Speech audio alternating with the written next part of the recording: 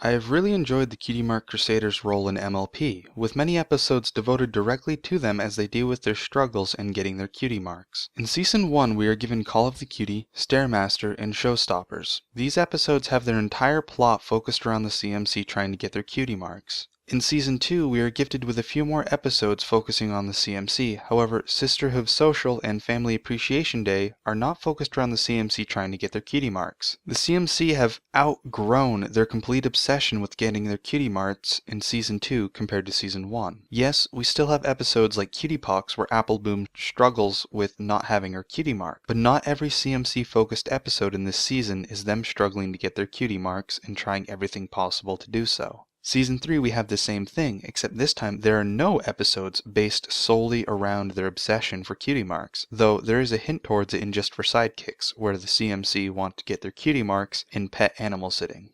Now, in Season 4, this is where the CMC are very much different compared to previous seasons. In episodes like Flight to the Finish and For Whom the Sweetie Belle Toils, we get to see the Cutie Mark Crusaders do activities not for the sole sake of getting their cutie marks. They want to be the Ponyville flag carriers as something that they want to do, and getting their cutie marks is just an afterthought bonus. Same thing for the play in For Whom the Sweetie Belle Toils. Diamond Tiara and Silver Spoon have been very important characters in the CMC's development. Their constant bullying and teasing has strengthened the Cutie Mark Crusaders to the point where they don't care what Diamond Tiara says anymore. Look at the events of Flight to the Finish, when Diamond Tiara and Silver Spoon call the CMC blank flanks. The CMCs stand together and don't get affected by it like they did in previous episodes. This is what makes the CMC who they are. They stand together. In Cutie Pox, Apple Bloom is alone. Though her friends tried to help her and talk to her, she refuses to listen, so she stands alone. And alone is when she is the weakest. Scootaloo does the same thing in Flight to the Finish. When Diamond Tiara and Silver Spoon harass Scootaloo about her inability to fly,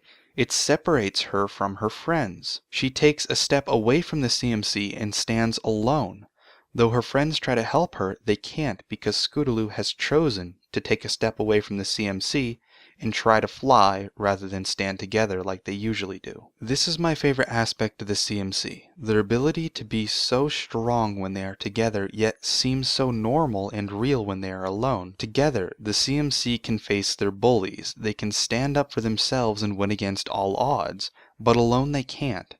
The CMC are such good friends that they can rely and depend upon each other for support to get them through challenges and obstacles. I admire them and have learned a great deal from their struggles. Where the CMC stand so strong together, we have had 2 episodes of hopefully 3 in total where we get to see the weakness from the individual member. Sleepless in Ponyville for Scootaloo and For Whom the Sweetie Belle Toils for Sweetie Belle. Both of these episodes, a member of the CMC had to face a struggle they had. Scootaloo admitting she was scared of Rainbow Dash's stories, and Sweetie Belle fixing the issue she created from her own anger. Both of these had the CMC member face a nightmare, which Luna assisted them in getting over it. I really did enjoy how Luna was the one who helped them, because Luna has already faced all of these issues and has been punished for them. Luna was afraid to tell her sister how she felt that no pony liked the nighttime, and she became angry with her sister taking the spotlight, just like with the CMC. Apple Bloom, Sweetie Belle, and Scootaloo have progressed so much since Season 1 to the end of Season 4. They have had to overcome their irrefutable desire to get their cutie marks, and they have started doing activities for the fun of it or to be helpful, such as the skills they had learned in Twilight Time. They have found together that they can stand against all odds and come out victorious, even if they can be picked apart by individual harassment. The Cutie Mark Crusaders are one of the strongest groups that we see in MLP, and we can really relate to them directly, seeing as how we've all had to face the challenge of finding out who we are, and for some people it's much more difficult to figure that question out.